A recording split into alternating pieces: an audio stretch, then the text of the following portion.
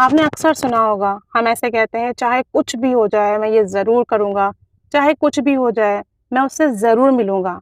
जब आप ऐसा कोई जुमला बोलते हैं कि चाहे कुछ भी हो जाए यानी किसी भी कीमत पर मैं ये काम लाज़मी करूँगा, तो इसको हम कहते हैं come what may.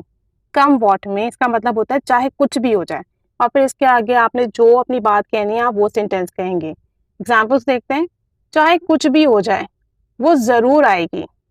Come what may she will have to come, उसे जरूर आना होगा, she will have to come what may I will pass this exam, चाहे कुछ भी हो जाए मैं ये इम्तिहान जरूर पास करूंगा। चाहे कुछ भी हो जाए, come what may I will pass this exams, मैं ये एग्जाम्स पास करूंगा।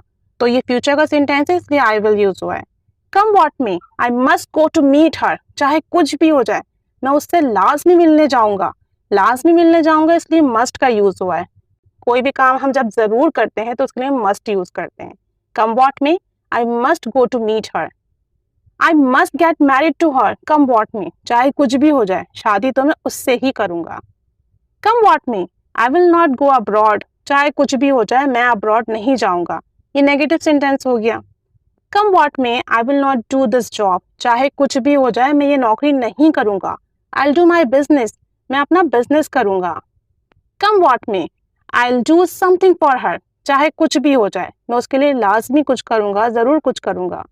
Come what may we will have to do something, चाहे कुछ भी हो जाए हमें कुछ ना कुछ तो करना पड़ेगा। We will have to means करना होगा या करना पड़ेगा, तो विल हैव टू डू हमें लाजमी कुछ ना कुछ करना पड़ेगा। Come what may she will have to attend this meeting, चाहे कुछ भी हो जाए उसे ये मीटिंग अटेंड करनी होगी। विल हैव टू मीन्स करनी होगी, she will have to attend this meeting, उसे ये मीटिंग अटेंड करनी होगी। Come what may he will have to give this presentation, चाहे कुछ भी हो जाए उसे ये प्रेजेंटेशन देनी होगी।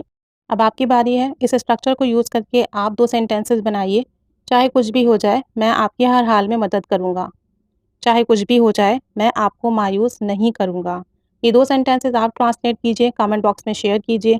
कम व्हाट में यूज़ करके, कम व्हाट में स्टार्ट में भी आ सकता है, बाद में आपका सेंटेंस आ सकता है, या आप अपना सेंटेंस पहले बोल दें, कम व्हाट में बाद में ले आएँ।